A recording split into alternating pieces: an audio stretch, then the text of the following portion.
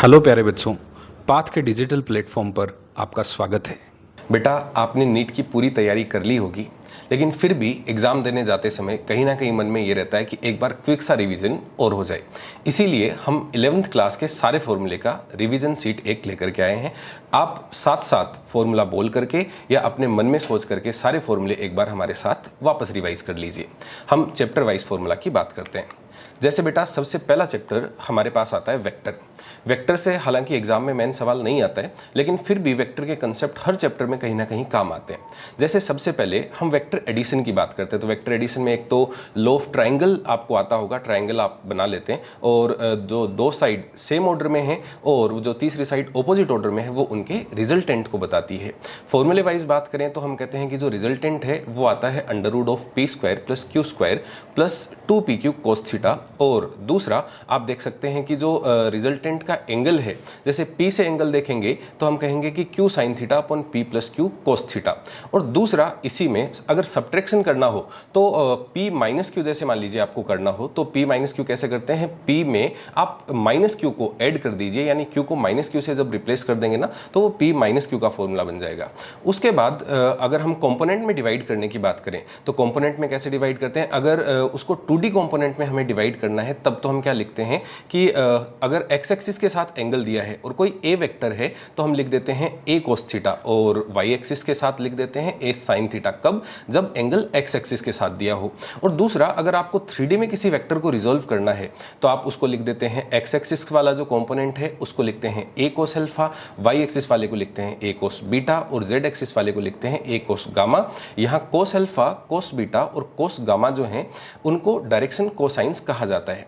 एक यहाँ Lami's theorem के और सवाल पूछे जाते हैं कि अगर एक ही पॉइंट से 3 वेक्टर ओरिजिनेट हो रहे हैं और तीनों का अगर रिजल्टेंट मिलकर के आपको 0 करना है तब आप कह देते हैं कि एक वेक्टर उसका मैग्नीट्यूड डिवाइडेड बाई बाकी के दोनों के बीच में जो एंगल है उसका साइन, यानी a upon sine alpha, b upon sine beta और c अपॉन साइन गामा जब आप कर देते हैं ये तीनों इक्वल हो जाते हैं। लामीज थ्योरम भी आपको आनी चाहिए। इसके बाद वेक्टर में ही हम कहते हैं एक तो स्केलर प्रोडक्ट, जिसको डॉट प्रोडक्ट भी हम कहते हैं। स्केलर प्रोडक्ट कैसे करते हैं, a वेक्टर और b वेक्टर का अगर आपको डॉट प्रोडक्ट करना हो तो आप डायरेक्टली कर सकते हैं ab cos थीटा, और इसी में आप ax को जो है वो bx से मल्टीप्लाई कर देते हैं डायरेक्टली, ay को by से और az को bz से मल्टीप्लाई कर देते हैं। और दो वेक्टर्स के बीच में अगर दो i cap j cap k cap में वेक्टर दिए गए हैं तो उनके बीच में एंगल भी इसी से हम निकाल लेते हैं कि a vector dot b vector equals to ab cos theta होता है। तो हम कह देते हैं कि cos theta equals to a vector dot b vector upon a का मैग्नीट्यूड b का मैग्नीट्यूड। और a डॉट b और b डॉट a जो है ये दोनों बराबर होते हैं, क्योंकि इसमें डायरेक्शन का कोई लफड़ा है नहीं, क्योंकि ये स्केलर प्रोडक्ट है। जबकि वेक्टर प्रोडक्ट जब हम करते हैं तो वेक्टर प्रोडक्ट करते समय एक तो हमें डिटरमिनेंट बना लेना होता है और डिटरमिनेंट बनाकर हम सोल्व कर सकते हैं, लेकिन इसमें जब आप a क्रॉस b करते हैं तो वो आता है a b sine theta n cap.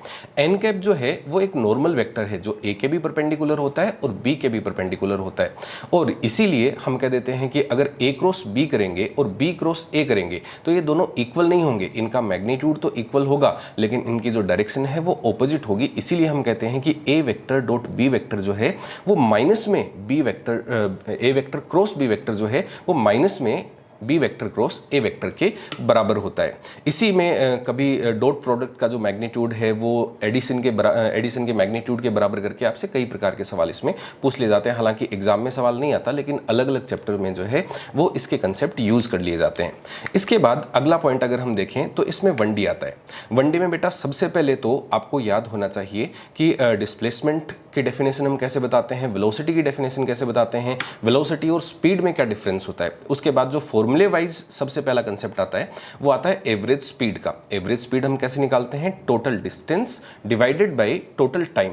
अब इसमें मान लीजिए आपको डिस्टेंसेस दे रखी हैं और टाइम्स दे रखे हैं, तो टोटल डिस्टेंस ऐड कर दीजिए डिवाइडेड बाय टोटल टाइम कर दीजिए। लेकिन कभी कभी सवाल क्या होता है कि कहता है इस टाइम इंटरवल में इतनी स्पीड से चला, इस टाइम इंटरवल में इतनी स्पीड से चला, तब आपको क्या कर देना है, टोटल डिस्टेंस निकालने के लिए v1t1 प्लस v2t2 और upon t1 plus t2 total time. और कभी कभी क्या कहता है कि ये वाली जो डिस्टेंस है ये इसने v1 वेलोसिटी से और d2 डिस्टेंस जो है वो v2 वेलोसिटी से ट्रेवल करी, तब हम क्या करते हैं कि ऊपर तो d1 plus d2 plus d3 कर देते हैं, लेकिन नीचे टाइम लिखने के लिए हम लिखते हैं d1 by v1 plus d2 by v2। अब इसी में जो स्टैंडर्ड केस आते हैं जिसमें आपसे ये कहता है कि हाफ हाफ टाइम एक बार v1 से चला एक बार v2 से चला, तो हम जो एवरेज स्पीड है वो v1 प्लस v2 बाई 2 कह देते हैं। और दूसरा आपसे कहता है हाफ ऑफ डिस्टेंस अगर वो v1 और v2 से चला है तब हम कह देते हैं 2v1 v2 upon v1 plus v2। उसके बाद अगर हम वेलोसिटी निकालें तो वो आती है delta s by delta T या फिर ds बाई dt। वैसे ही एक्सेलरेशन निकालें तो आता है delta v by delta T, या यूं कह दें कि d square s by dt square हम कह देते हैं। और एक्सेलरेशन का तो एक फॉर्मूला और होता है हमारे पास, कौन सा, v dv बाई ds। इसी के बाद हम कहते हैं कि अगर कांस्टेंट एक्सेलरेशन से पार्टिकल मूव कर रहा है तो उसकी एवरेज वेलोसिटी निकालने का सीधा तरीका होता है कि इनिशियल वेलोसिटी यानी u plus final velocity v divided by 2 कर देते हैं। अब इसी में दो केसेस के सवाल हमसे पूछे जाते हैं, एक बार तो तब जब एक्सेलरेशन कांस्टेंट होता है और एक बार तब जब एक्सेलरेशन कांस्टेंट नहीं होता है। जैसा कि हम जानते हैं कि एक्सेलरेशन अगर कांस्टेंट है तो हम इक्वेशन ऑफ मोशन लगा सकते हैं, v equals to u plus at, s equals to ut plus half at square, v square equals to u square plus 2s और n सेकंड वाला formula u plus a by 2 2n minus 1। लेकिन मान लीजिए acceleration constant नहीं है, वो time dependent है या s पर डिस्प्लेसमेंट पर डिपेंडेंट है, तब हम क्या करते हैं डिफरेंशिएशन और इंटीग्रेशन वाले फॉर्मूले लगाते हैं कि जब एक्सेलरेशन निकालना हो तो dv बाई dt कर दो और वेलोसिटी निकालना हो तो a डॉट dt कर दो। वैसे ही वेलोसिटी निकालनी हो तो ds बाई dt कर दो और डिस्प्लेसमेंट निकालना हो तो v डॉट dt का इंटीग्रेशन कर दो। एक वो वाला जो फॉर्मूला आता है कि a equals to v dv by ds, इसमें आप v डॉट dv का इंटीग्रेशन एक तरफ करेंगे, a डॉट ds का इंटीग्रेशन एक तरफ करेंगे, तो इधर तो v स्क्वायर बाई 2 बन जाएगा और उधर जो एक्सेलरेशन का इंटीग्रेशन करेंगे वहां से आपका आंसर बन जाएगा। तो एक्सेलरेशन से रिलेटेड जो सवाल आते हैं, है ना, वो वाला जो कांस्टेंट एक्सेलरेशन है तो उसमें तो इक्वेशन ऑफ मोशन लगा ही लेंगे, और अगर एक्सेलरेशन कांस्टेंट नहीं है तो ये इंटीग्रेशन और डिफरेंशिएशन हम देख सकते हैं। इसके बाद जो ग्राफ वाले सवाल आते हैं कि जैसे डिस्प्लेसमेंट और टाइम के बीच में ग्राफ है, उसका जो स्लोप है वो वेलोसिटी का देता है, वेलोसिटी टाइम के बीच में जो ग्राफ है उसका जो स्लोप है वो एक्सेलरेशन को देता है, और एक्सेलरेशन टाइम जो ग्राफ है उसका जो एरिया है वो वेलोसिटी में चेंज को देता है, और वेलोसिटी टाइम ग्राफ का जो एरिया है वो देता है डिस्प्लेसमेंट को। इस प्रकार के छोटे छोटे से सवाल आपसे पूछे जाते हैं। इसी में अगला पॉइंट जो मोशन अंडर ग्रेविटी आता है, मोशन अंडर ग्रेविटी में क्या करना होता है, आपको यही इक्वेशन ऑफ मोशन लगानी होती है क्योंकि ग्रेविटेशनल एक्सेलरेशन जो है वो कांस्टेंट होता है। और इसी में अगर नीचे की तरफ वाली डायरेक्शन की बात करें तो उसको सारे पैरामीटर्स नेगेटिव लेने, ऊपर की तरफ वाली डायरेक्शन की बात करें तो सारे पैरामीटर आपको पॉजिटिव लेने। यूनिफॉर्म एक्सेलरेटेड मोशन में आपको कुछ स्टैंडर्ड चीजें कि जैसे फर्स्ट सेकंड में, सेकंड सेकंड में, थर्ड सेकंड में, यानी ईच सक्सेसिव सेकंड में ट्रेवल डिस्टेंस का जो रेशियो है 1357 वाला वो याद रखना है, और टोटल 1 सेकंड में, टोटल 2 सेकंड में, टोटल 3 सेकंड में वो 14916 वाला रेशियो भी बेटा आपको याद रखना है। इसके बाद 1D में ही एक रिलेटिव वेलोसिटी का कंसेप्ट आता है। रिलेटिव वेलोसिटी का कंसेप्ट सिंपल सा है कि आपको अगर VAB लिखा है, इसका मतलब आपको बताना है velocity of A with respect to B, जो आएगा VA vector minus VB vector, और वेक्टर एडिशन करना हम जानते हैं। अब इसी में जो रिलेटिव वेलोसिटी वाला कंसेप्ट है, रिलेटिव वेलोसिटी वाले कंसेप्ट पे ही दो प्रकार के सवाल 1D में और पूछे जाते हैं। एक तो रेनमैन प्रॉब्लम पूछी जाती है। रेनमैन प्रॉब्लम में क्या करना होता है, आपको ट्राइंगल से मोस्टली सवाल सॉल्व हो जाते हैं। सबसे पहले इसमें आपको VM वेक्टर, बेटा ये वाला VM वेक्टर जो है ये आपको बनाना होता है। VM वेक्टर जब बनाएंगे तो अब आपको जब velocity of rain with respect to man निकालनी है तो VR माइनस VM करना है, इसलिए मैन को उल्टा कर दो डायरेक्शन, जैसा कि हमने वो ट्रायंगल वाले डायग्राम में दिखा रखा है ना। और उसके बाद आपको रेन की वेलोसिटी और रेन की relative velocity with respect to man दिखा देनी है, तो ट्रायंगल बन जाएगा। ट्रायंगल को सॉल्व करना हमें बड़ी आसानी से आता है। इसके बाद रिवर मैन वाली जो प्रॉब्लम होती है, रिवर मैन वाली प्रॉब्लम में दो केसेस आपके पास बनते हैं कि एक तो वो मिनिमम डिस्टेंस में रिवर को क्रॉस करना चाहता है और दूसरा मिनिमम टाइम में वो रिवर को क्रॉस करना चाहता है। जब मिनिमम डिस्टेंस में क्रॉस करना चाहता है तो उसको ऑब्वियसली सामने वाले पॉइंट पे पहुंचना है, तो आपसे सवाल ये पूछा जाता है कि बता उसको किस एंगल पर क्रॉस करना चाहिए, किस एंगल पर उसको तैरना स्टार्ट करना चाहिए। तो यहाँ तो हमने ये साइन थीटा वाला फॉर्मूला लिखा है, हम कोस थीटा की टर्म्स में भी निकाल सकते हैं, और दूसरा उसको टाइम कितना लगेगा वो फॉर्मूला भी आप देख सकते हैं हमने लिखा हुआ है। साथ में मिनिमम टाइम वाले केस में अब सबसे पहले तो आपसे ये पूछता है कि बता मिनिमम टाइम वाले केस में उसको किधर तैरना चाहिए, तो उसको अपनी तरफ से जो एफर्ट्स लगाने चाहिए वो सामने वाले पॉइंट की तरफ लगाने चाहिए।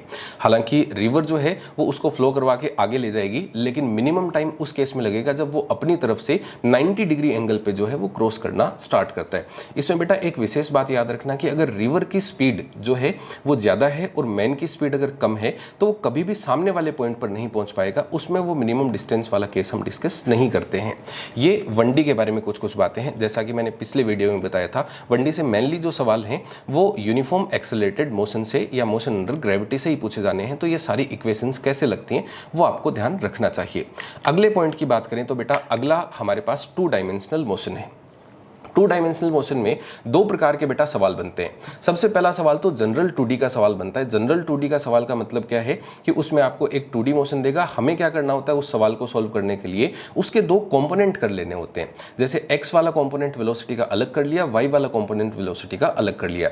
एक्सेलरेशन का भी x वाला कंपोनेंट अलग कर लिया और y वाला कंपोनेंट अलग कर लिया, और फिर इक्वेशन ऑफ मोशन लगा करके और हमने x और y को सॉल्व कर लिया, और लास्ट में जो है वो हम उसको वापस ऐड कर देते हैं इक्विवेलेंट बनाने के लिए।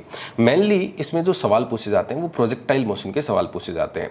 प्रोजेक्टाइल मोशन बड़ा सिंपल से फॉर्मूले हैं इसमें। अगर ओब्लिक प्रोजेक्टाइल की बात की जाए तो ओब्लिक प्रोजेक्टाइल में तो जो मैक्सिमम हाइट है उसका फॉर्मूला होता है u² sin² theta upon 2g। जो टाइम ऑफ फ्लाइट है वो 2u sin theta upon g, और जो हॉरिजॉन्टल रेंज है उसका फॉर्मूला हम कैसे निकाल लेते हैं, हॉरिजॉन्टल फॉर्मूला होता है, हॉरिजॉन्टल रेंज का फॉर्मूला होता है 2u² sin 2 theta divided by g। अच्छा, इसी में अगर कोई और सवाल आपसे जो फॉर्मूला बेस नहीं है पूछ लिया जाता है, तब भी आपको क्या करना होता है, जो हॉरिजॉन्टल वाली वेलोसिटी है उसको u cos थीटा ले लेते हैं, जो वर्टिकल वाली वेलोसिटी है उसको u sin थीटा ले लेते हैं। u cos थीटा जो है वो तो कभी चेंज नहीं होता, और जो u sin थीटा है वो ग्रेविटी के इफेक्ट में चेंज होता है, पहले डिक्रीज होता है और बाद में u sin थीटा वाला जो कंपोनेंट है वो वापस इंक्रीज होने लगता है। दूसरा, हॉरिजॉन्टल प्रोजेक्टाइल की अगर बात करें तो हॉरिजॉन्टल प्रोजेक्टाइल में तो किसी स्पेसिफिक हाइट से हम हॉरिजॉन्टल में फेंकते हैं, मान लीजिए u स्पीड से, तो उसको नीचे आने में तो जो टाइम लगता है वो √2h/g लगता है, और इसी टाइम ऑफ फ्लाइट को अगर हम हॉरिजॉन्टल वेलोसिटी जो कि u थी उससे मल्टीप्लाई कर दें तो हमारे पास रेंज आ जाती है। अब इसमें कई बार ऐसा सा सवाल आपसे पूछ लिया जाता है कि एक को तो मैंने u स्पीड से हॉरिजॉन्टल में फेंक दिया और एक पार्टिकल को मैंने रिलीज कर दिया, तो बता दोनों में से जल्दी कौन पहुंचेगा, लेट कौन पहुंचेगा, तो हम कहते हैं कि दोनों को ही नीचे पहुंचने में जो टाइम है वो √2h/g लगता है, इसलिए दोनों साथ साथ पहुंचेंगे। लेकिन दोनों की स्पीड का ऑर्डर अगर हम बात करें तो जिसको रिलीज किया था उसकी तो स्पीड कम, क्योंकि उसके पास इनिशियली कोई स्पीड ही नहीं थी, और दूसरा जिसको हमने हॉरिजॉन्टल में फेंका था u स्पीड से, उसकी स्पीड जो है वो कहीं ना कहीं हमें ज्यादा मिलती है। बाकी प्रोजेक्टाइल मोशन में से फॉर्मूला बेस्ड सवाल आते हैं, सारे फॉर्मूले एक बार आप इसको पोज करके देख सकते हैं। फिर अगला पॉइंट, इसमें न्यूटन्स लॉज ऑफ मोशन आता है और साथ में फ्रिक्शन। जैसे सबसे पहले न्यूटन्स लॉज ऑफ मोशन में हम फर्स्ट लॉ की बात करने से पहले इसमें इनर्शिया की बात करते हैं। एक तो इनर्शिया से रिलेटेड कुछ सवाल आपसे पूछे जाते हैं जिनमें हम ये बता देते हैं कि जो रेस्ट में है वो तो रेस्ट में ही रहना चाहेगा, जो मोशन में है वो मोशन में ही रहना चाहेगा, इस प्रकार की बातें हम करते हैं, इससे रिलेटेड कुछ सवाल आते हैं। दूसरा, आपको ये ध्यान होना चाहिए कि जो इनर्शिया है वो मास डिपेंडेंट चीज होती है। दूसरा, अब यहाँ मोमेंटम से रिलेटेड सवाल आते हैं, तो वैसे तो हम जानते हैं कि मोमेंटम P = mv होता है, वेक्टर क्वांटिटी होती है, और काइनेटिक एनर्जी और मोमेंटम में भी रिलेशन हम जानते हैं कि काइनेटिक एनर्जी = p²/2m होता है। दूसरा, यहाँ से अगर सेकंड लॉ की बात करें तो सेकंड लॉ का स्टेटमेंट तो हम जानते हैं कि जो changing rate in linear momentum है वो अप्लाइड फोर्स के बराबर होती है, तो F = हम dp/dt कह देते हैं, और डेल्टा P निकालने के तरीके आपको आते हैं। dp/dt को जब सॉल्व करते हैं तो या तो यहाँ से आप F = ma लिख सकते हैं, या फिर m × dv/dt लिख सकते हैं, या v × dm/dt लिख सकते हैं, जैसे रॉकेट वाले केस में होता है ना, वो वाली चीज। अब इसके एप्लीकेशंस की बात करें तो एक तो इसमें बेटा वो लिफ्ट वाले जो सवाल आते हैं वो आपको ध्यान होने चाहिए। जैसे मान लीजिए किसी व्यक्ति का मास m है, तो उसका जो वेट है वो नॉर्मल कंडीशन में हम mg लिखते हैं, लेकिन मान लीजिए वो किसी एक्सेलरेटेड लिफ्ट में है और लिफ्ट का एक्सेलरेशन ऊपर है। लिफ्ट का एक्सेलरेशन ऊपर होने का मतलब बेटा ये नहीं है कि लिफ्ट ऊपर जा रही है, हो सकता है लिफ्ट नीचे जा रही हो, रिटार्ड हो रही हो। आपको ये देखना है कि एक्सेलरेशन ऊपर है कि नीचे, लिफ्ट किधर जा रही है इससे फर्क नहीं पड़ता है। तो अगर लिफ्ट का एक्सेलरेशन ऊपर है तब तो आप लिख देते हैं उसका अपेरेंट वेट लिख देते हैं m × g + a। और लिफ्ट का अगर एक्सीलरेशन नीचे की तरफ है तब आप लिख देते हैं m इंटू जी माइनस ए, और अगर लिफ्ट कांस्टेंट वेलोसिटी से मूव कर रही है, एक्सीलरेशन नहीं है, तो उसका जो वेट है वो आप mg के बराबर ही लिखते हैं। एक इसमें पुली वाले सवाल आते हैं। पुली वाला जो सिंपलेस्ट सवाल है उसमें एक तरफ m1 मास होता है, दूसरी तरफ m2 मास होता है, तो आपको m1g माइनस m2g यानी जो मास ज्यादा है उसमें से कम वाला m1g माइनस m2g, ये तो नेट फोर्स हो गया, divided by total mass m1 plus m2 कर देते हैं, और यहीं से आप टेंशन का फॉर्मूला भी निकाल सकते हैं जो हमने यहाँ लिख करके दिया है। फिर इसी में एनएलएम में अगर आगे चलें तो आगे बात आती है फ्रिक्शन की। फ्रिक्शन, सबसे पहली बात तो आपको फ्रिक्शन के बारे में याद होना चाहिए कि फ्रिक्शन जो है वो एक कॉन्टैक्ट फोर्स है। कॉन्टैक्ट फोर्स है और हमेशा सरफेस के पैरेलल लगता है। अब कॉन्टैक्ट फोर्स कौन कौन से होते हैं? एक तो फ्रिक्शन होता है और दूसरा जो है वो नॉर्मल रिएक्शन होता है। अब फ्रिक्शन और नॉर्मल रिएक्शन को दोनों को मिला करके दोनों का जो रिजल्टेंट होता है उसको रिएक्शन फोर्स कहते हैं, और वो फ्रिक्शन के साथ जो एंगल बनाता है उसको कहा जाता है एंगल ऑफ फ्रिक्शन। और एंगल ऑफ फ्रिक्शन निकालने के लिए आप सीधा लिख देते हैं tan theta equals to mu. दूसरा एंगल ऑफ रिपोज, कहीं कहीं नाम आता है। एंगल ऑफ रिपोज क्या होता है कि किसी इंक्लाइंड प्लेन पर अगर आपने किसी ऑब्जेक्ट को रखा है तो इंक्लिनेशन का वो वाला एंगल जहां तक जो ऑब्जेक्ट है वो खुद से फिसलने नहीं लग जाए, उस एंगल को एंगल ऑफ रिपोज कहते हैं। और जनरल कंडीशन में जो एंगल ऑफ रिपोज है वो tan theta equals to mu से निकाल लिया जाता है। फिर इसी में एक वो वाला सवाल आता है, जैसे थ्योरेटिकल बेस्ड सवाल आपने देखा होगा कि किसी छोटे ब्लॉक को पुल करना आसान होता है और पुश करना जो है वो मुश्किल होता है। जैसे कि हमने फॉर्मूला लिखा उसमें आप देख सकते हैं कि जो पुल वाला है वो फोर्स तो कम है और जो पुश वाला है वो फोर्स ज्यादा है। आपसे कई बार पूछ लिया जाए कि बता ऐसा क्यों, तब आप कहेंगे कि जब हम पुश करते हैं तो नॉर्मल रिएक्शन बढ़ जाती है जिससे फ्रिक्शन फोर्स भी बढ़ जाता है, लेकिन जब पुल करते हैं तो नॉर्मल रिएक्शन कम हो जाती है जिससे फ्रिक्शन फोर्स जो है वो भी कम हो जाता है। अगले पॉइंट की अगर बात करें तो work energy power. Work energy power में बेटा सबसे पहले अगर हम बात करें वर्क की, तो वर्क का तो डायरेक्ट फॉर्मूला आपको आता है F डॉट ds। अगर कांस्टेंट फोर्स है तो आप सीधा F इंटू एस भी कर सकते हैं। अब इसमें दो प्रकार से आप वर्क डन निकालते हैं। अगर फोर्स वो कंजर्वेटिव फोर्स है तो कंजर्वेटिव फोर्स है तो जो वर्क डन है वो पाथ डिपेंडेंट नहीं होगा, तो फोर्स इंटू डिस्प्लेसमेंट कर देंगे, Fs cos थीटा कर देंगे। लेकिन अगर वो नॉन कंजर्वेटिव फोर्स है तो उस केस में आप क्या करेंगे, आपको पाथ लेंथ लेनी होती है, फोर्स इंटू पाथ लेंथ आपको करना होता है। दूसरा, फोर्स और डिस्प्लेसमेंट के बीच में जो कर्व है उसका एरिया भी किसको बताता है, वर्क डन को बताता है। इसी में दूसरी चीज जो है वो काइनेटिक एनर्जी तो हम जानते हैं कि हाफ mv² से दी जाती है या p²/2m से देते हैं। तीसरा, अगर पोटेंशियल एनर्जी की बात करें तो पोटेंशियल एनर्जी के बारे में एक तो आपको बेटा बात ये याद रखनी है कि पोटेंशियल एनर्जी जो है वो केवल कंजर्वेटिव फोर्स के लिए डिफाइन होती है, नॉन कंजर्वेटिव फोर्स के लिए पोटेंशियल एनर्जी डिफाइन नहीं होती। कंजर्वेटिव फोर्स कौन से, जैसे कि ग्रेविटी में जो आप लिखते हैं पोटेंशियल एनर्जी वो mgs लिखते हैं। जैसे कि स्प्रिंग फोर्स के लिए आप लिखते हैं हाफ k x²। और जो काइनेटिक एनर्जी और पोटेंशियल एनर्जी है इन दोनों का sum, kinetic energy plus potential energy, इसी को कहा जाता है मैकेनिकल एनर्जी। अब मैकेनिकल एनर्जी की कंजर्वेशन की बात है तो अगर कंजर्वेटिव फोर्स लग रहे हैं तो मैकेनिकल एनर्जी कंजर्व रहती है किसी प्रोसेस में, लेकिन अगर कंजर्वेटिव फोर्स नहीं है, नॉन कंजर्वेटिव फोर्स है, तो मैकेनिकल एनर्जी जो है वो कंजर्व नहीं होती है। दूसरा, इसमें मेनली जो सवाल हैं, देखो एक तो आपसे वर्क कैलकुलेट करने के जो जनरल सवाल हैं वो पूछ लिए जाएंगे कि फोर्स दे देगा, डिस्प्लेसमेंट दे देगा, या कोई फोर्स की इक्वेशन या डिस्प्लेसमेंट की इक्वेशन दे देगा, उससे वर्क डन आपसे पूछ लिया जाता है। सबसे ज्यादा जो सवाल है नेट वर्क डन के वो वर्क एनर्जी थ्योरम से पूछे जाते हैं। वर्क एनर्जी थ्योरम से कैसे, हम जानते हैं कि total work done on any object जो है वो चेंज इन काइनेटिक एनर्जी के बराबर होता है, W equals to change in kinetic energy. अब या तो आपको वेलोसिटी वगैरह दे करके टोटल वर्क डन ही पूछ लेता है, या फिर क्या करता है दो तीन फोर्स देगा, जैसे कि ग्रेविटी दे दिया, कुछ एक दो रिएक्शन फोर्स दे दिया और टेंशन दे दिया। अब इसमें दो तीन फोर्सेस का तो फोर्स की वैल्यू भी होगी, डिस्प्लेसमेंट की वैल्यू भी होगी, और कहेगा कि जो अननोन वाला फोर्स है उसका वर्क डन निकाल, तो अननोन वाले फोर्स का वर्क डन हम जोड़ देते हैं, equals to delta kinetic energy के बराबर कर देते हैं, तो अननोन वाला वर्क डन हमारे पास आ जाता है। इसी के बाद जो है वो मैकेनिकल एनर्जी की तो हमने बात की कि अगर कंजर्वेटिव फोर्स है तो कंजर्व रहती है, वरना तो कंजर्व नहीं रहती है। अगली बात हम करें पावर की, तो पावर हम कैसे बता देते हैं, कहते हैं जी पावर अगर हमें निकालनी हो तो जो एवरेज पावर है वो तो total work done divided by time या change in kinetic energy divided by time करते हैं, और इंस्टेंटेनियस जो पावर है वो हम निकालते हैं F डॉट V से, डॉट प्रोडक्ट फोर्स और वेलोसिटी का करते हैं, तो इंस्टेंटेनियस पावर हमारे पास आ जाती है। इसी में एक जो वाटर जेट का फोर्स है वो वाला फॉर्मूला हमें याद रखना चाहिए कि वाटर जेट अगर कहीं काम कर रही है तो ρ/v² जो है वो काम करता है, और दूसरा जो है वो पावर डिलीवरी की रेट, जैसे कभी कभी जो सवाल आ जाते हैं कि विंड चल रही है या विंड मिल से कितनी पावर जो है वो ट्रांसमिट होती है, तो पावर जो ट्रांसमीटर है वो तो कितना देता है, रो ए वी क्यूब देता है, लेकिन changing rate in kinetic energy या जो लेने वाला है उसको कितनी मिलती है, उसमें हाफ लग जाता है बेटा, half rho A V cube वाला फॉर्मूला आपके पास आ जाता है। दूसरा, इसी में एक स्टैंडर्ड सवाल वो वाला और बनता है कि एक टेबल है, टेबल के नीचे एक जो है वो चेन लटकी हुई है और 1/nth पार्ट ऑफ चेन जो है वो नीचे लटका हुआ है, तो बता चेन को पूरा ऊपर पुल करने में कितना वर्क डन होगा, तो उसके लिए हमें याद है mgl डिवाइडेड बाई 2n²। दूसरा, इसमें कोलिजन के सवाल बनते हैं। कोलिजन के कौन से सवाल बनते हैं, बिल्कुल स्टैंडर्ड केस वाले। एक तो कंजर्वेशन ऑफ लीनियर मोमेंटम से रिलेटेड सवाल यहां बन सकते हैं कि हम कहते हैं कि लीनियर मोमेंटम इनिशियल और लीनियर मोमेंटम फाइनल जो है वो बराबर होता है। दूसरा, जैसे इसी में स्टैंडर्ड केस होता है टू पार्टिकल सिस्टम वाला। टू पार्टिकल सिस्टम वाला कैसे, जैसे कि गन बुलेट सिस्टम।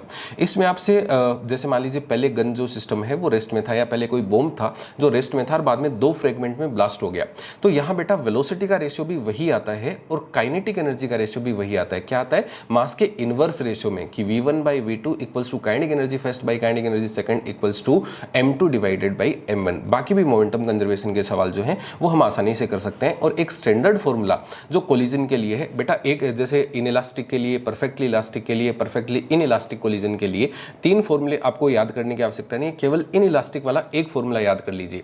जैसे आफ्टर कोलिजन वेलोसिटी का जो फॉर्मूला है वो आपके पास m1 minus e m two upon m1 plus m2 और साथ में u1 और साथ में ये आ जाता है 1 plus e m two upon m1 plus m2 u2।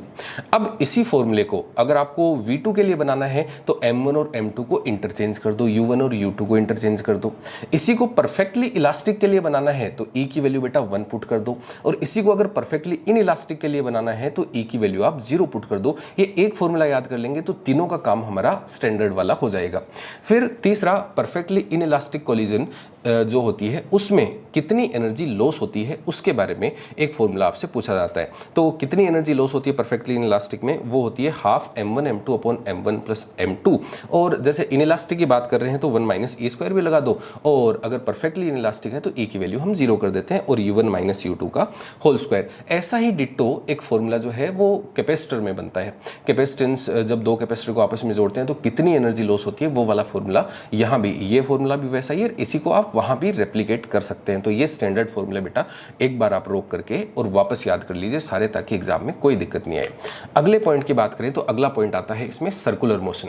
Circular motion में एक तो आपको लीनियर मोशन और सर्कुलर मोशन के कंपैरिजन में, जैसे लीनियर मोशन में हम डिफाइन करते हैं वेलोसिटी, तो यहाँ डिफाइन करते हैं एंगुलर वेलोसिटी, वहां एक्सेलरेशन तो यहाँ एंगुलर एक्सेलरेशन, और वहां डिस्प्लेसमेंट तो यहाँ एंगुलर डिस्प्लेसमेंट डिफाइन करते हैं। जैसे v equals to ds by dt होता है, वैसे ही यहाँ omega equals to d theta by dt होता है। जैसे a equals to dv by dt होता है, वैसे ही यहाँ alpha equals to d omega by dt होता है। दूसरा, जैसे जो इक्वेशन ऑफ मोशन है, जैसे कि v equals to u plus at होता है, यहाँ होता है omega equals to omega naught plus alpha t। वैसे ही तीनों इक्वेशन जो है वो आप यहाँ रेप्लिकेट कर सकते हैं। यहाँ जो मेनली हम गलती करते हैं, एक तो सबसे पहले वो गलती वाली तो बाद में आएंगे, पहले इसमें एक बताता हूँ कि जो रिलेटिव एंगुलर वेलोसिटी है वो कैसे निकाला जाता है। जैसे मान लीजिए आपके पास 2 पार्टिकल चल रहे हैं, तो एक पार्टिकल जिसकी आपको एंगुलर वेलोसिटी निकालनी है उसकी वेलोसिटी का परपेंडिकुलर कंपोनेंट, जॉइनिंग लाइन के परपेंडिकुलर कंपोनेंट निकाल लीजिए और जो दोनों के बीच की डिस्टेंस है उससे डिवाइड कर दीजिए, तो आपके पास रिलेटिव एंगुलर वेलोसिटी आ जाती है। सबसे ज्यादा जो हम गलती करते हैं वो एक्सेलरेशन वाले पोर्शन में करते हैं, क्योंकि यहाँ बेटा 2 टाइप के एक्सेलरेशन डिफाइन होते हैं, एक होता है टेंजेंशियल एक्सेलरेशन और दूसरा होता है सेंट्रीपिटल एक्सेलरेशन। और जब हम नेट एक्सेलरेशन निकालने की बात करते हैं तो हमें टेंजेंशियल और सेंट्रीपिटल दोनों का वेक्टर एडिशन करना होता है। अब जो सेंट्रीपिटल एक्सेलरेशन है, जो कि v स्क्वायर अपॉन r होता है या ओमेगा स्क्वायर r होता है, वो हमेशा टुवर्ड्स द सेंटर होता है। जो टेंजेंशियल एक्सेलरेशन है वो अगर यूनिफॉर्म सर्कुलर मोशन है तो उसमें होगा नहीं, नॉन यूनिफॉर्म है तो उसमें होगा, और वो हमेशा हमेशा जो है वो टेंजेंट के अलोंग होता है। मतलब इन दोनों के बीच में जो एंगल है वो 90 डिग्री होता है। कई बार तो ऐसे सवाल पूछे गए हैं कि बता नेट एक्सेलरेशन की डायरेक्शन बता, तो नेट एक्सेलरेशन की डायरेक्शन आप टेंजेंशियल और जो सेंट्रीपिटल है उनके बीच में कहीं ना कहीं बना देते हैं। टेंजेंशियल अगर नहीं है तो फिर सेंट्रीपिटल ही नेट एक्सेलरेशन हो जाता है, तो दोनों को स्क्वायर करके जोड़ के अंडर रूट ले लेते हैं नेट एक्सेलरेशन हम निकालने के लिए। अब देखो इसमें सर्कुलर मोशन में 2 केस आते हैं। एक तो हॉरिजॉन्टल सर्कुलर मोशन के लिए तो हम कोनिकल पेंडुलम पढ़ते हैं। कोनिकल पेंडुलम के लिए सीधा अगर हमें वेलोसिटी निकालनी हो तो मान लीजिए वो जो रोप थीटा अगर एंगल बना रही है वर्टिकल से, तो हम RG tan थीटा हम कह देते हैं इसको, और RG tan थीटा इसकी वेलोसिटी होती है। इसका टाइम पीरियड निकालना हो तो 2πr डिवाइडेड बाई v कर देते हैं, जैसा कि हमने यहाँ फॉर्मूला स्लाइड में दिखा रखा है, आप पोज करके इसको देख सकते हैं। फिर अगला सर्कुलर मोशन में ही अगर हम बात करें वर्टिकल सर्कुलर मोशन की, तो वर्टिकल सर्कुलर मोशन में हम कहते हैं कि सबसे पहले जैसे बॉटम से अगर हमें स्टार्ट करना हो तो हमें कम से कम √5gl इसको वेलोसिटी देनी होती है, ताकि ये सारा का सारा सर्कल जो है वो कंप्लीट कर सके। यहाँ जो T1 T2 T3 लिखे हैं, ये T1 T2 T3 कहाँ के टेंशन है? एक जो T1 है वो सबसे बॉटम का टेंशन है, जो T2 है वो 90 डिग्री एंगल जब ये बनाता है ना वर्टिकल से तब टेंशन है, और जो T3 है वो सबसे टॉप मोस्ट पॉइंट का टेंशन है। अब इसमें अगर आपसे ऑर्डर पूछ लिया जाए तब आप कहेंगे कि बॉटम पर टेंशन सबसे ज्यादा है, जब ये हॉरिजॉन्टल हो जाता है तो टेंशन थोड़ा कम हो गया, और वर्टिकल पोजीशन में जब ये सबसे टॉप मोस्ट पॉइंट पे चला जाता है तो टेंशन जो है वो सबसे कम हो जाता है। अब आपको ऊपर का और सबसे नीचे का जो टेंशन का डिफरेंस है वो तो याद ही है कि टॉप मोस्ट पॉइंट और बॉटम मोस्ट पॉइंट पे पहुंचने पे जो टेंशन का डिफरेंस होता है वो 6 mg होता है। आपको हॉरिजॉन्टल पोजीशन से भी पता होना चाहिए कि हॉरिजॉन्टल पोजीशन का और बॉटम का और हॉरिजॉन्टल पोजीशन और टॉप का जो डिफरेंस है वो 3 mg के बराबर होता है। फिर इसमें अलग अलग स्टैंडर्ड केस कई बार आपसे पूछ लिए जाते हैं। एक तो देखो जो सिंपल कैलकुलेशन वाले सवाल होते हैं कि जैसे नीचे मान लीजिए मैंने यू वेलोसिटी दी, तो बता जब ये इतना एंगल पर आ जाएगा वर्टिकल से तो कितनी इसकी वेलोसिटी हो जाएगी, तो कितनी वेलोसिटी हो जाएगी वाले जो सवाल हैं वो तो आप डायरेक्टली वर्क एनर्जी थ्योरम से कर सकते हैं, या जो एनर्जी कंजर्वेशन है उससे भी कर सकते हैं, एक ही बात होती है।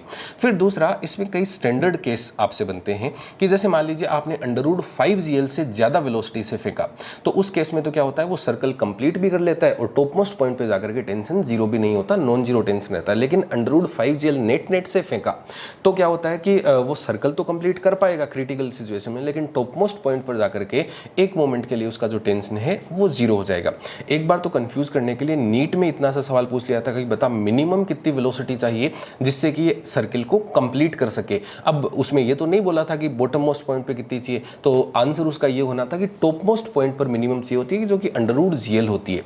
फिर दूसरा आप यहीं से कह देते हैं कि √5gl और √2gl के बीच में अगर कहीं वेलोसिटी है तो वो हॉरिजॉन्टल कंडीशन तक नहीं जा पाएगा, यहीं से हॉरिजॉन्टल कंडीशन से पहले कहीं वापस मुड़ जाएगा और ये ऑसिलेट करने लगेगा, मतलब सर्कुलर पाथ को छोड़ेगा नहीं ये। और उसके बाद हम कहते हैं कि √2gl से अगर ज्यादा वेलोसिटी है तो ये हॉरिजॉन्टल कंडीशन में आके हॉरिजॉन्टल कंडीशन से भी थोड़ा ऊपर चला जाएगा और यहां जाकर के कहीं टेंशन जीरो होगा तो ये पैराबोलिक पाथ पर आएगा, इसका मतलब ये सर्कुलर पाथ को छोड़ देगा बेटा। ये छोटी छोटी सी बातें जो हैं वो आपको सर्कुलर मोशन में याद रखनी चाहिए। दूसरा सर्कुलर मोशन में ही कुछ सवाल और आते हैं, जैसे बेंडिंग ऑफ साइक्लिस्ट की साइक्लिस्ट को सेफेस्ट मूव के लिए कितना बेंड होना चाहिए, तो tan थीटा = v²/rg वाला फॉर्मूला होता है। दूसरा जो सेफ स्पीड होती है, ऑप्टिमम स्पीड होती है किसी कार की बैंक्ड रोड पर, वो होती है √ में RG tan थीटा, और एक वो फॉर्मूला कि जिसमें रोड की बैंकिंग भी है और साथ में आप फ्रिक्शन भी अकाउंट में ले रहे हैं, वो फॉर्मूला भी हमने सबसे नीचे लिख रखा है, एक बार आप ध्यान से देख लीजिए, इसको देख करके जाना बेटा। फिर अगला जो है वो सेंटर ऑफ मास और रोटेशनल मोशन की बात करें तो सेंटर ऑफ मास में 2-3 प्रकार के सवाल। एक तो सेंटर ऑफ मास कैलकुलेट कैसे करें। सेंटर ऑफ मास कैलकुलेट करने का सीधा तरीका है, जैसे मान लीजिए x कोऑर्डिनेट आपको कैलकुलेट करना है तो m1x1 + m2x2 + m3x3 divided by m1 + m2 + m3, ऐसे ही y कोऑर्डिनेट और वैसे ही z कोऑर्डिनेट। दूसरा इसी फॉर्मूले को रेप्लिकेट करके आप सेंटर ऑफ मास की वेलोसिटी बता सकते हैं और इसी फॉर्मूले को रेप्लिकेट करके आप सेंटर ऑफ मास का एक्सेलरेशन बता सकते हैं। तो अलग अलग कोई पार्टिकल सिस्टम उसका तो सेंटर ऑफ मास निकालने का ये तरीका है। बाकी ये कुछ कंपोजिट बॉडी मैंने दिखा रखी है इसमें, तो ये कंपोजिट बॉडी के भी जो सेंटर ऑफ मास है उनकी लोकेशन बेटा हमें पता होनी चाहिए। एक बार आप रोक करके देख लेना, सेंटर ऑफ मास की लोकेशन के सवाल कई बार आपसे पूछ लिए जाते हैं। दूसरा हम इसमें सेंटर ऑफ मास में ये कहते हैं कि अगर नेट एक्सटर्नल फोर्स 0 है तो सेंटर ऑफ मास की जो है वो वेलोसिटी कभी चेंज नहीं होती, सेंटर ऑफ मास का एक्सेलरेशन जो है वो 0 होता है। वो कई सवाल आपने किए होंगे कि एक नाव है, नाव पर 3 व्यक्ति खड़े हैं, एक वो 2 व्यक्ति खड़े हैं, उन्होंने अपनी पोजीशन को स्वैप कर लिया, तो बता सेंटर ऑफ मास कितना डिस्प्लेस होगा। आप कहते हैं ना सेंटर ऑफ मास तो जो है वो बिल्कुल भी डिस्प्लेस नहीं होगा। सेंटर ऑफ मास को बैलेंस करने के लिए नाव जरूर थोड़ी सी डिस्प्लेस हो सकती है और वो डिस्प्लेसमेंट हम सेंटर ऑफ मास वाले फॉर्मूले से निकाल सकते हैं। फिर दूसरा इसी में हमसे पूछा जाता है एक तो एंगुलर वेलोसिटी। अब वो एंगुलर वेलोसिटी हम यहाँ भी देखते हैं, एंगुलर वेलोसिटी हम सर्कुलर मोशन में भी देखते हैं, जो कि Δθ/Δt के बराबर होती है। एंगुलर एक्सेलरेशन जो है वो Δω/Δt के बराबर होता है और ये ठीक वैसे ही कैलकुलेशन होती है जैसे कि सर्कुलर मोशन में, और यहाँ भी आप equation of motion for circular motion apply कर सकते हैं। इसके बाद अगर हम बात करें कि मोमेंट ऑफ इनर्शिया के बारे में, मोमेंट ऑफ इनर्शिया के बारे में हम कहते हैं कि एक तो मोमेंट ऑफ इनर्शिया निकालते समय जो कंपोजिट बॉडीज़ हैं उनके लिए आपको सेंटर से पास होने वाली जो एक्सिस है उसके लिए तो पता होना चाहिए, और उसके बाद जो है वो आपको पैरेलल एक्सिस थ्योरम और परपेंडिकुलर एक्सिस थ्योरम लगा करके निकाल लेना है। बेटा एक बात याद रखना कि जो परपेंडिकुलर एक्सिस थ्योरम है वो तो कभी भी है ना 3D ऑब्जेक्ट में नहीं लगती है, हमेशा 2D ऑब्जेक्ट में काम करती है, हमेशा किसमें 2D ऑब्जेक्ट में, 3D ऑब्जेक्ट में कभी भी काम नहीं करती है। तो एक तो जो परपेंडिकुलर एक्सिस थ्योरम है उसके बारे में ये ध्यान रखना। दूसरा पैरेलल एक्सिस थ्योरम में ना आप लिखते हैं I = ICM + MD²। इसका मतलब कई बार क्या होता है कि हमें किसी ना किसी एक्सिस का मोमेंट ऑफ इनर्शिया गिवन होता है और वहीं से d डिस्टेंस देख करके हम MD² प्लस करने की कोशिश करते हैं। नहीं, केवल सेंटर ऑफ मास का अगर हमें पता है तब तो हम प्लस में MD² कर सकते हैं, इसके अलावा हम कभी भी कर नहीं सकते हैं, ये याद रखना। तो जैसे रिंग हो गया, जैसे कि डिस्क हो गया, जैसे कि स्फीयर हो गया, जैसे कि सिलेंडर हो गया, इनके लिए एक एक तो आप याद कर लेना, बाकी आप पैरेलल एक्सिस थ्योरम से और जो परपेंडिकुलर एक्सिस थ्योरम है इससे कैलकुलेट कर सकते हैं।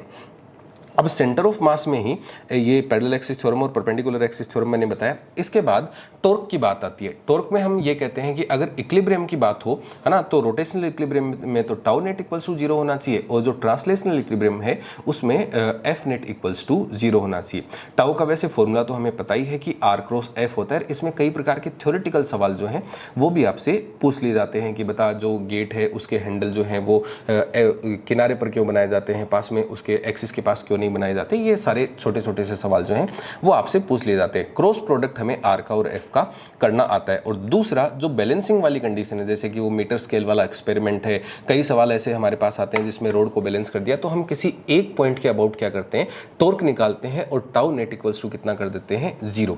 और दूसरी बात यहीं से आती है कि अगर किसी सिस्टम पर टॉर्क 0 है तो उसका जो एंगुलर मोमेंटम है वो कंजर्व रहेगा। तो एंगुलर मोमेंटम कंजर्वेशन के भी सवाल आते हैं कि I ω = कांस्टेंट। कई बार क्या होता है कि I को बढ़ा देता है तो ओमेगा कम हो जाएगा। जैसे कई बार ये सवाल पूछा जाता है कि मान ले अर्थ की सारी बर्फ पिघल जाए तो क्या होगा, तो हम कहते हैं सारी बर्फ तो पोल्स पे है, पोल्स पे बर्फ पिघल करके कहाँ आएगी, इक्वेटर पे आएगी, और इक्वेटर पे आएगी मतलब सेंटर से दूर हो गई है, सेंटर से दूर हो गई मतलब मोमेंट ऑफ इनर्शिया बढ़ गया, और मोमेंट ऑफ इनर्शिया अगर बढ़ गया तो ओमेगा कम हो गया और जो टाइम पीरियड है वो इसमें बढ़ जाता है ना। ये ठीक ऐसे से जैसे कोई लड़की घूम रही है अपने हाथ फैला करके, वो अपने हाथ को समेट लेती है तो क्या होता है, तो हाथ को जब समेट लेती है तो मोमेंट ऑफ इनर्शिया कम हो जाता है और उसका ओमेगा जो है वो इंक्रीज हो जाता है। अब इसी में रोलिंग में, वैसे रोलिंग के सवाल आजकल पूछे तो नहीं जा रहे हैं, लेकिन फिर भी रोलिंग में इतनी बात आपको जरूर याद रखनी चाहिए कि जो काइनेटिक एनर्जी है वो हम कैसे लिखते हैं, ½ I ω², ये तो रोटेशनल काइनेटिक एनर्जी, और ½ mv² जो है ये ट्रांसलेटरी काइनेटिक एनर्जी। तो टोटल काइनेटिक एनर्जी कितनी हो जाती है, ½ mv² और 1 + k² R²।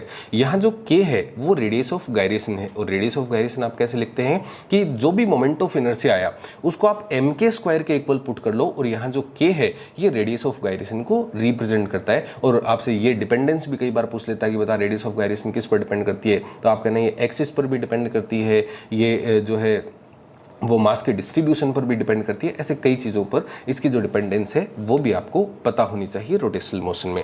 इसके बाद अगला पॉइंट, अगर सिंपल हार्मोनिक मोशन की बात करें तो सिंपल हार्मोनिक मोशन में बेटा बड़े आसान से छोटे छोटे से फॉर्मूले हैं। जैसे किसी SHM की इक्वेशन की अगर हम बात करें तो y = a sin ωt कह देते हैं, या y = a cos ωt कह देते हैं। sin ωt तो हम तब कहते हैं जब मीन पोजीशन से वो स्टार्ट हो रहा हो, और cos ωt हम तब कहते हैं जब वो एक्सट्रीम पोजीशन से स्टार्ट हो रहा हो। एक तो वो सर्कल बना करके कुछ सवाल जैसे फेज के सवाल हो गए, है ना, वो यहाँ से यहाँ जाने में कितना टाइम लगेगा, वो वाले सवाल हो गए, वो तो आपको सर्कल बना करके आने चाहिए। दूसरा जैसे x = a sin ωt है, एक बार डिफरेंशिएशन करेंगे तो वेलोसिटी आएगा a ω cos ωt, और एक और बार डिफरेंशिएशन करेंगे तो एक्सेलरेशन आएगा माइनस में a ω² sin ωt, और यहीं से हम कह देते हैं कि जो एक्सेलरेशन है वो -x के प्रोपोर्शनल है, और एक्सेलरेशन जहां -x के प्रोपोर्शनल होता है वही हम SHM डिफाइन करते हैं। दूसरा जैसे वेलोसिटी का अगर पोजीशन के रिस्पेक्ट में हम निकालना चाहें कि वेलोसिटी कितनी होती है, तो वेलोसिटी v = ω अंडररूट में a² - x²। यहीं अगर हम काइनेटिक एनर्जी और पोटेंशियल एनर्जी की बात करें तो काइनेटिक एनर्जी तो पोटेंशियल एनर्जी तो होती है ½ kx², और जो काइनेटिक एनर्जी है वैसे तो हम ½ mv² लिखते हैं, लेकिन x की टर्म्स में क्या लिखते हैं, इसको क्या हाफ के एक्स स्क्वायर और इसको लिखते हैं हाफ के और ए स्क्वायर माइनस एक्स स्क्वायर। इन दोनों को जब जोड़ देंगे तो एक्स स्क्वायर से एक्स स्क्वायर तो कैंसिल आउट हो जाएगा और हाफ के ए स्क्वायर जो है वो आपके पास टोटल काइनेटिक एनर्जी का आंसर आ जाएगा।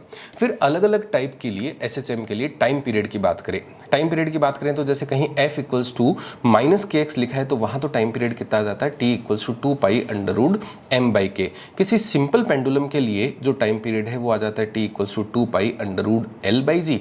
अब ये बात याद रखना कि जो स्प्रिंग वाला पेंडुलम होता है उसमें ग्रेविटी का कोई इफेक्ट नहीं होता है ना। जैसे कई बार पूछ लिया जाता है कि बता स्प्रिंग बेस्ड एक क्लॉक है उसको किसी सैटेलाइट में ले गए तो क्या होगा, आपका ना वो तब भी सही टाइम बताएगी। लेकिन अगर कोई सिंपल पेंडुलम बेस्ड क्लॉक है उसको सैटेलाइट में ले गए तो क्या होगा, कहते हैं साहब वहां तो ग्रेविटी इफेक्टिव ग्रेविटी जो है वो जीरो हो जाएगा और वो उसका टाइम पीरियड जो है वो इनफाइनाइट हो जाएगा।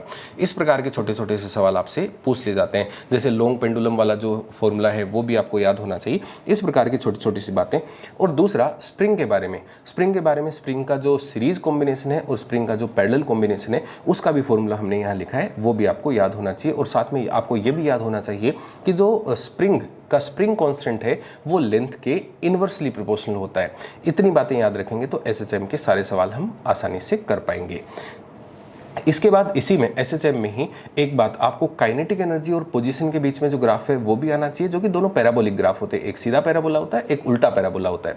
तो काइनेटिक एनर्जी और पोजीशन के बीच में जो ग्राफ है वो भी आना चाहिए और पोटेंशियल एनर्जी और पोजीशन के बीच में जो ग्राफ है वो भी आना चाहिए। इसी में एक बात और याद रखना कि एसएचएम में जो टोटल मैकेनिकल एनर्जी है वो बेटा चेंज नहीं होती, उसका जो सम है वो हमेशा हाफ के ए स्क्वायर रहता है, वो कभी भी चेंज नहीं होता।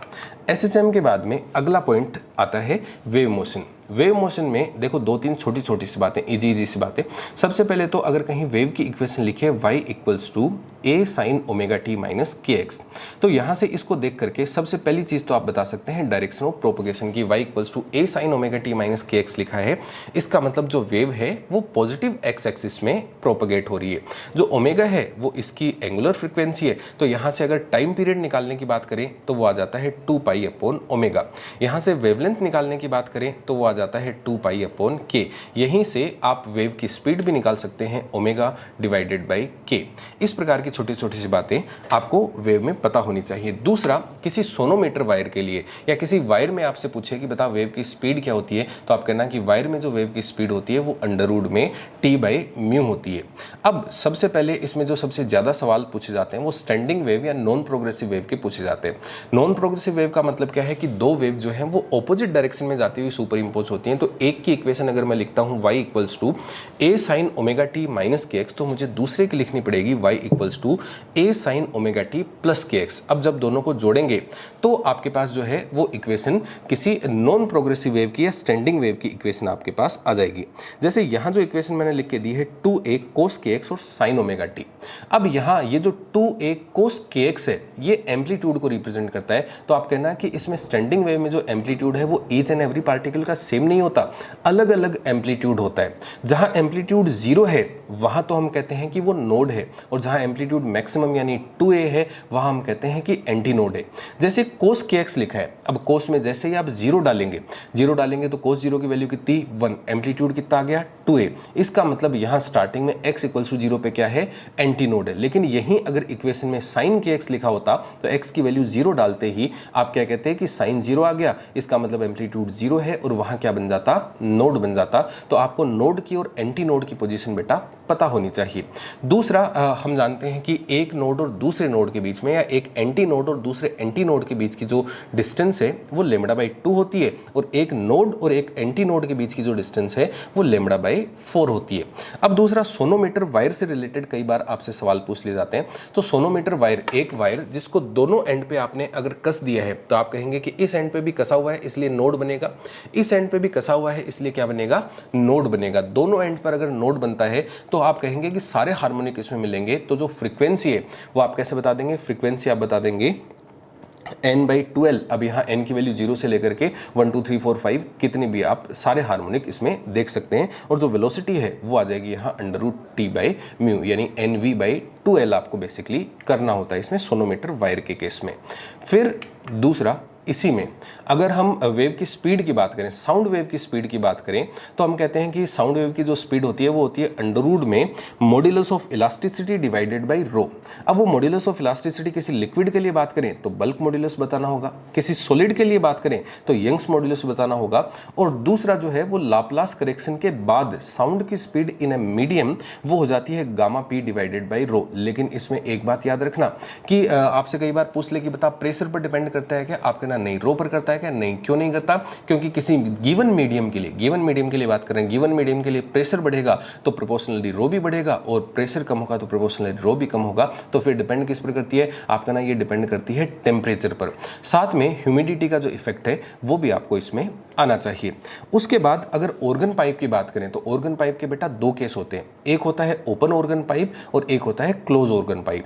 जो ओपन ऑर्गन पाइप होता है उसमें तो दोनों एंड पर एंटी नोड बनते हैं, और जो क्लोज्ड ऑर्गन पाइप है उसमें क्या होता है, एक एंड पे वो क्लोज होती है। तो जो ओपन वाला एंड है वहां तो बनता है एंटी नोड, और जो क्लोज वाला एंड है वहां बनता है नोड। तो जो ओपन ऑर्गन पाइप है ना उसमें तो आपको सारे हार्मोनिक्स मिलेंगे, इसका मतलब फ्रीक्वेंसी आप कैसे लिख देंगे, NV/2L लिख देंगे। और NV/2L का मतलब क्या हुआ, N की वैल्यू आप 1 2 3 4 सारे रख सकते हैं, मतलब आपको सारे हार्मोनिक इसमें मिलते हैं। लेकिन अगर वो क्लोज्ड ऑर्गन पाइप हुई तो आपको केवल ओड हार्मोनिक्स मिलेंगे, यानी 1 3 5 7, और आपको क्या लिखना होगा, V/4L से मल्टीप्लाई करना होगा, 1 को 3 को 5 को 7 को एंड सो ऑन, यानी आपको केवल ओड हार्मोनिक्स इसमें मिलेंगे। तो आपको क्लोज ऑर्गन पाइप का और ओपन ऑर्गन पाइप का भी केस पता होना चाहिए। इसी में जब एंड करेक्शन की हम बात करते हैं, जैसे मान लीजिए एक आपके पास रेजोनेंस ट्यूब है। रेजोनेंस ट्यूब क्या होता है, नीचे पानी भरा होता है, तो वो क्लोज्ड ऑर्गन पाइप की तरह बिहेव करती है। क्लोज्ड ऑर्गन पाइप की तरह बिहेव करती है तो सबसे छोटे से छोटा आप क्या कर सकते हैं, ऊपर बने एंटी नोड और नीचे बन जाए नोड। ये डिस्टेंस कितनी हुई, λ/4। λ/4 हुई तो जो पहली लेंथ है वो आप लिखेंगे L1 that is equals to λ/4। लेकिन इसी में अगर मैं एंड करेक्शन शामिल कर लूं तो फिर इसको L1 नहीं लिखूंगा, क्या लिखूंगा, L1 + E इक्वल्स टू λ/4।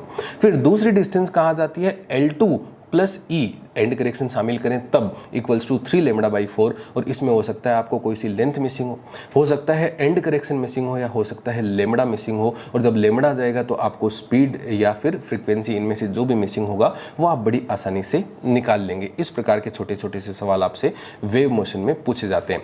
दूसरा सवाल जो बीट का सवाल पूछा जाता है, बीट में एक तो आपको सिंपल दोनों फ्रीक्वेंसीज का डिफरेंस लेना होता है, दोनों फ्रीक्वेंसीज का डिफरेंस ले लेंगे तो वो बीट फ्रीक्वेंसी आ जाएगी। लेकिन कई बार क्या होता है कि जैसे एक अननोन ट्यूनिंग फोक है, उसके साथ जब आप डिफरेंस लेने की कोशिश करते हैं तो उसमें क्या होता है कि आपको जैसे मान लीजिए 250 है ना, जो नॉन फ्रीक्वेंसी है, और बीट दे दी 4, तो 250 + 4 भी कर सकते हैं, 250 - 4 भी कर सकते हैं। अब +4 करना कि -4 करना वो सवाल में गिवन एडिशनल इन्फॉर्मेशन से आपको पता चलेगा कि जो ट्यूनिंग फोर्क है उसको फाइल कर दिया कि उसको वैक्स कर दिया तो बीट फ्रीक्वेंसी बढ़ेगी कि कम होगी। इस प्रकार का एक सवाल आप देख लेंगे तो बड़ी आसानी से आप सारे सवाल इसके कर पाएंगे। इसी के बाद हम अगले पॉइंट पे आते हैं, काइनेटिक थ्योरी ऑफ गैसेज। जो पिछला पॉइंट आपका था वेव्स में डॉपलर इफेक्ट बेटा आपको पढ़ने की आवश्यकता नहीं है।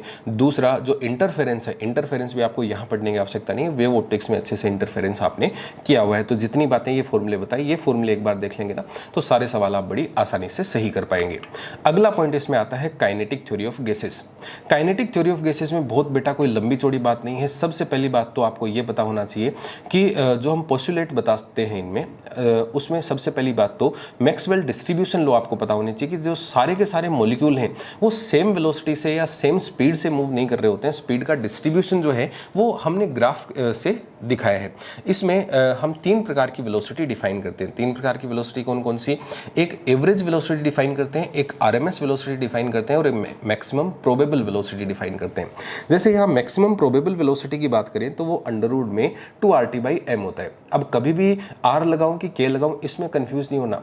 जब आप अंडर रूट में इसको 2kT/m स्मॉल m लिखोगे तो K अगर आपने ऊपर लिखा है इसका मतलब नीचे आपको एक मॉलिक्यूल का मास लिखना है, लेकिन अगर आपने ऊपर R लिखा है तो आपको फिर मोलर मास लिखना है। फॉर्मूला एक ही है, बाकी लिखने के तरीके जो हैं वो अलग अलग हैं। और दूसरा आरएमएस स्पीड का फॉर्मूला आपको याद है, सामने लिखा है, और जो मैक्सिमम प्रोबेबल स्पीड है उसका भी फॉर्मूला आपको याद होना चाहिए। दूसरा फिर इसी में अगर प्रेशर की बात करें तो जो आइडियल गैस इक्वेशन है, एक तो उसको लिखने का तरीका हमारे पास होता है PV = nRT, और दूसरा हम यहाँ प्रेशर इक्वल्स टू लिख देते हैं 1/3 रो वी आर एम एस का स्क्वायर, ये भी आपको याद होना चाहिए। दूसरा इक्वी पार्टीशन ऑफ एनर्जी वाला जो लॉ है, हम कहते हैं कि ईच डिग्री ऑफ फ्रीडम, अब डिग्री ऑफ फ्रीडम हम कहते हैं कि मोनो एटमिक है उसके लिए 3 होती है, जो डाई एटमिक है उसके लिए 5 होती है, क्योंकि उसमें रोटेशनल भी शामिल होती है। और ईच डिग्री ऑफ फ्रीडम के लिए 1/2 kT एनर्जी जो है वो उसके साथ एसोसिएट होती है। तो जो टोटल एनर्जी है वो हम कितना लिख देते हैं F/2 kT। वैसे इसमें वाइब्रेशन वाला हम शामिल नहीं कर रहे हैं, क्योंकि वाइब्रेशन के ईच मोड के साथ जो है वो kT शामिल होती है, उसमें ध्यान नहीं देना है। केवल आपको ट्रांसलेटरी और रोटेशनल डिग्री ऑफ फ्रीडम से याद रखना है कि ईच डिग्री के साथ जो है वो kT/2 एनर्जी एसोसिएट होती है, इसीलिए टोटल एनर्जी जो है वो हम कितने लिख देते हैं F/2 kT लिख देते हैं। और यहीं से इंटरनल एनर्जी का कंसेप्ट जो है वो निकल करके आता है कि किसी गैस के लिए एवरेज इंटरनल एनर्जी जो है वो आती है F/2 RT। इसी में अगर हम स्पेसिफिक हीट वगैरह की बात करें तो एक तो जो टेम्परेचर चेंज वाले सवाल हैं उसमें तो हम सीधा जानते हैं कि Q equals to ms delta T होता है, जिसमें फेज चेंज नहीं हो रहा होता है। अगर कहीं फेज चेंज भी इन्वॉल्व है तो हम लिख देते हैं Q इक्वल्स टू ml, जहां L जो है वो लेटेंट हीट को रिप्रेजेंट करता है। दूसरा इसी में जो Cp और Cv हैं वो molar specific heat at constant pressure and molar specific heat at constant volume है। एक तो इनका जो डिफरेंस है Cp माइनस Cv वो हमेशा R के बराबर होता है, और दूसरा Cp/Cv जो है वो गामा के बराबर होता है। इसी का आप डिग्री ऑफ फ्रीडम से भी रिलेशन एस्टेब्लिश कर सकते हैं, गामा इक्वल्स टू 1+2/f होता है, ये आपको याद होना चाहिए। दूसरा इसी में अगर हम मिक्सचर की बात करें तो मिक्सचर जैसे जहां फेज चेंज इन्वॉल्व नहीं होता है वहां तो आप डायरेक्ट फॉर्मूला लगा सकते हैं N1C1T1 plus N2C2T2 divided by N1C1 plus N2C2। अगर आपको इक्विवेलेंट निकालना है Cp का तो वहां Cp रख दीजिए, अगर Cv का निकालना है तो वहां Cv आप रख सकते हैं। और मोनो एटमिक डाई एटमिक के लिए डिग्री ऑफ फ्रीडम हम पहले से जानते हैं। ये काइनेटिक थ्योरी ऑफ गैसेज में बेसिक सी बातें हैं। इसी के अलावा हीट में कुछ बातें यहाँ जो लिखी नहीं है, जैसे थर्मल एक्सपेंशन में, तो थर्मल एक्सपेंशन में एक तो वो वाली बात आपको याद रखनी चाहिए कि हमेशा जूम करना, फोटोग्राफिक जूम है उस हिसाब से आप देखते हैं थर्मल एक्सपेंशन को। थर्मल एक्सपेंशन के बाद दूसरा जो टेम्परेचर वाली स्केल है उनका भी बेटा एक बार फॉर्मूला देख लेना, बड़ी आसानी से आप सारे सवाल कर पाएंगे। फिर इसी में अगला जो पॉइंट है वो थर्मोडायनेमिक्स आता है। थर्मोडायनेमिक्स में जो सबसे पहला लॉ है वो तो हमें हमेशा से याद ही होता है, Q equals to delta U plus W होता है, यानी जो टोटल हीट आप देते हैं वो इंटरनल एनर्जी में और मैकेनिकल वर्क में जाती है।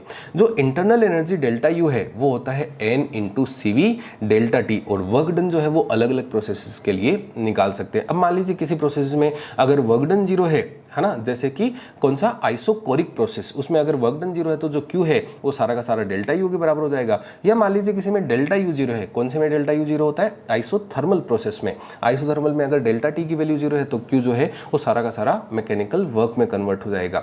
अच्छा, अलग अलग प्रोसेस के लिए अगर हम वर्क डन की बात करें तो वैसे तो वर्क डन इंटीग्रेशन P.dV होता है, लेकिन अलग अलग प्रोसेसेस के लिए बात करें तो एक तो आइसोकोरिक के लिए तो अभी अभी मैंने बताया कि आइसोकोरिक के लिए जो वर्क डन है वो 0 होता है।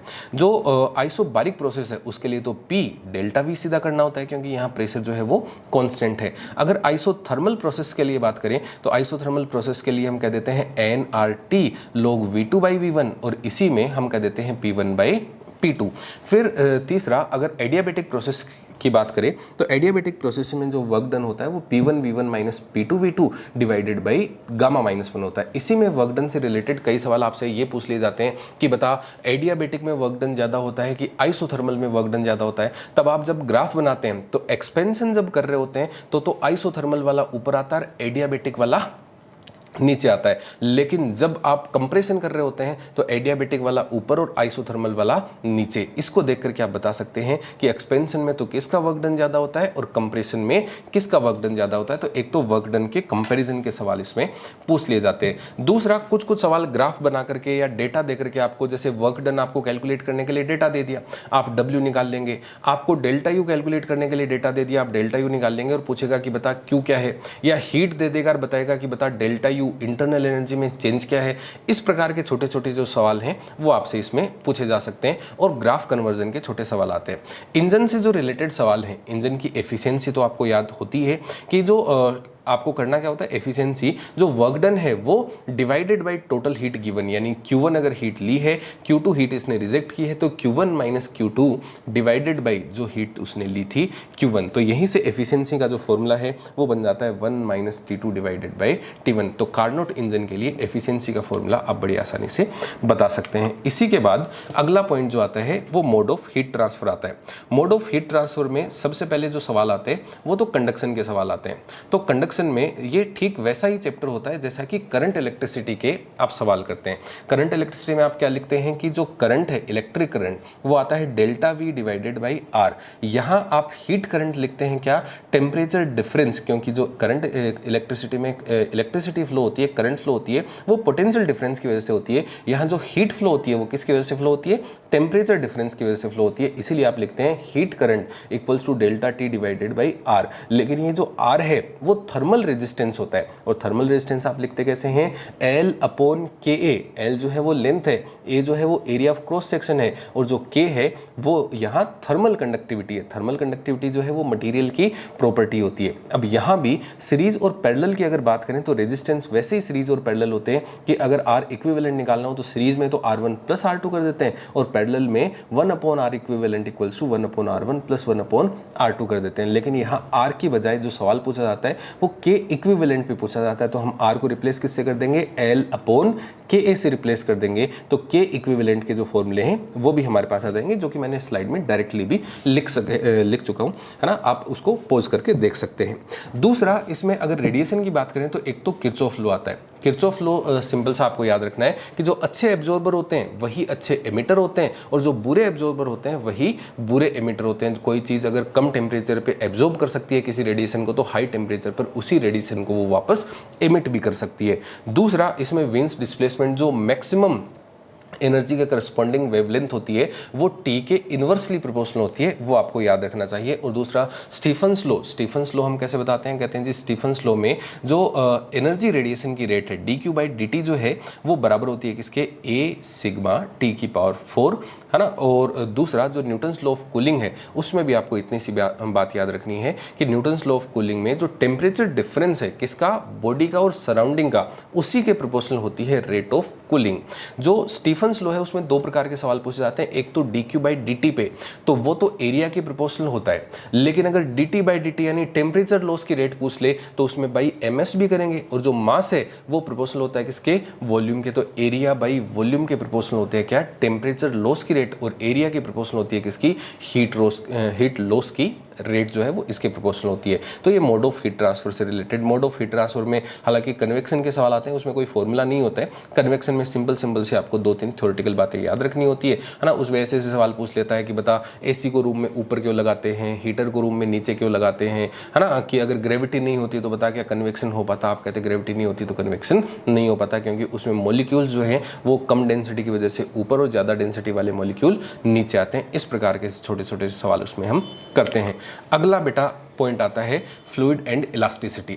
देखो इलास्टिसिटी में से जो सवाल आते हैं, इलास्टिसिटी में सबसे पहले तो अगर यंग्स मॉड्यूलस की बात करें या किसी भी मॉड्यूलस ऑफ इलास्टिसिटी की बात करें, तो एक तो इनकी टेम्परेचर डिपेंडेंस याद रखना कि टेम्परेचर इंक्रीज करने से इनमें डिक्रीमेंट होता है, और दूसरी बात ये स्ट्रेस डिवाइडेड बाई स्ट्रेन होते हैं। तो यंग्स मॉड्यूलस अगर आपको निकालना है तो आप कैसे निकालेंगे, F upon A divided by delta L upon L। वैसे ही आपको बल्क मॉड्यूलस अगर निकालना है तो आप कैसे निकालेंगे कि यहाँ delta P upon delta V by V, तो ये V जो है वो ऊपर चला जाता है, तो यहाँ से बल्क मॉड्यूलस निकाल लेते हैं। यहीं से एक चीज़ हम और बताते हैं कि जो बल्क मॉड्यूलस का इन्वर्स है उसी को कंप्रेसिबिलिटी कहते हैं। अब देखो यंग्स मॉड्यूलस का जो फॉर्मूला है, इससे जो यंग्स मॉड्यूलस से सवाल आते हैं, इसी से सवाल आते हैं। अब कभी आपको यंग्स मॉड्यूलस लेकर के फोर्स पूछ लेगा, कभी फोर्स देकर के डेल्टा L पूछ लेगा, है ना। इस प्रकार के छोटे छोटे से सवाल आपसे पूछे जाते हैं।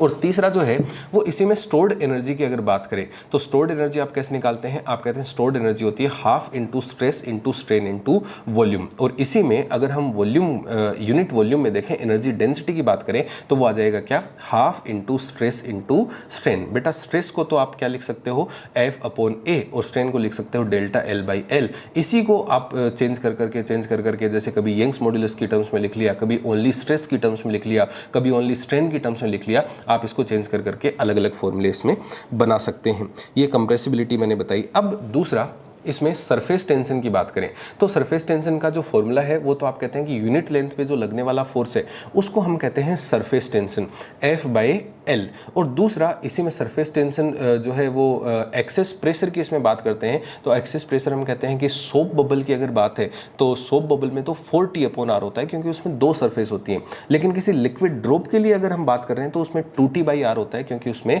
सिंगल सरफेस है। अब इसी में कभी कंफ्यूज मत हो जाना कि एक बबल अगर पानी के अंदर है तो कितनी सरफेस फ्री हुई, एक सरफेस, तो उसमें जो एक्सेस प्रेशर है वो कितना बनेगा, 2T/R बनेगा। अब इसी में कई बार सवाल ऐसे पूछ लिया जाता है कि एक ट्यूब है, एक छोटा बबल है, एक बड़ा बबल है, तो बता क्या होगा। आप कहना छोटे वाला बबल और छोटा हो जाएगा क्योंकि इसमें एक्सेस प्रेशर ज्यादा है, तो ज्यादा प्रेशर से कम प्रेशर की तरफ जो है वो एयर चली जाएगी। एक्सेस प्रेशर से रिलेटेड, इसी में एक्सेस प्रेशर से रिलेटेड ही एक सवाल और पूछ लिया जाता है कि दो बबल मिल गए, बीच में एक कॉमन सरफेस बन गई, उस कॉमन सरफेस की रेडियस बता।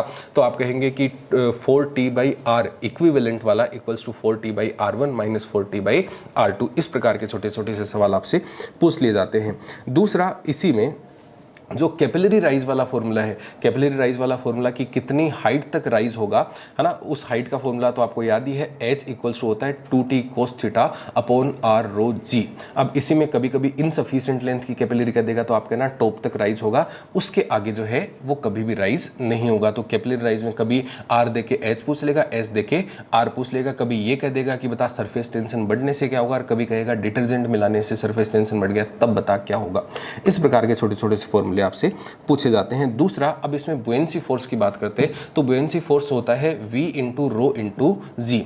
V कौन सा, वो वॉल्यूम जो इमंस है, वो वॉल्यूम जो डूबा हुआ है, किसका, ऑब्जेक्ट का, लेकिन रो किसका, रो लिक्विड का, और जी तो हम जानते ही हैं। और बुएंसी फोर्स की वजह से कौन फ्लोट करेगा, कौन डूब जाएगा, तब आप कहते हैं कि अगर ऑब्जेक्ट की डेंसिटी ज्यादा है तो डूब जाएगा, और ऑब्जेक्ट की डेंसिटी अगर कम है तो फ्लोट करता रहेगा। कितना जो वॉल्यूम है वो लिक्विड के अंदर रहेगा उसका, या कितना पार्ट लिक्विड के अंदर रहेगा, तो आप कहते हैं V in by total volume equals to rho divided by sigma. इस प्रकार का कितना अंदर रहेगा कितना बाहर रहेगा।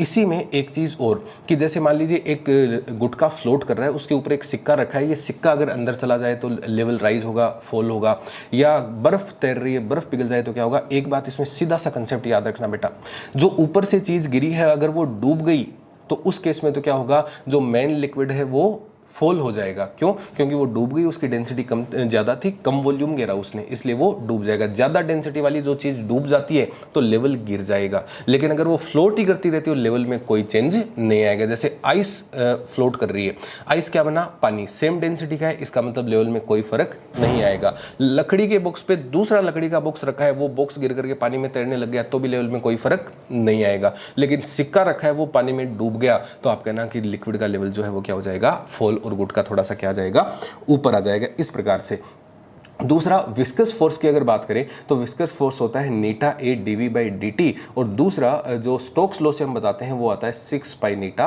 rv। 6 पाई नीटा rv के केस में ही हम टर्मिनल वेलोसिटी की बात करते हैं, और टर्मिनल वेलोसिटी हम कैसे बता देते हैं, टर्मिनल वेलोसिटी बताने के लिए डायरेक्ट फॉर्मूला अगर हम याद रखना चाहें तो वो फॉर्मूला हमने यहाँ लिख करके दिया है, वो आप याद कर सकते हैं। टोटल फोर्स बैलेंस करने से ये फॉर्मूला आता है। ये एक क्विक रिवीजन बेटा हमने अलग अलग फॉर्मूलाज का दिया। ये सारे फॉर्मूले एक बार आप जल्दी से देख करके अपने मन में बोल करके साथ साथ बोल करके अगर रिवाइज करेंगे तो एग्जाम में सारे फॉर्मूले आपको रिकॉल हो जाएंगे। एक बार फिर से आपको ऑल द बेस्ट, अच्छा करें, थैंक यू।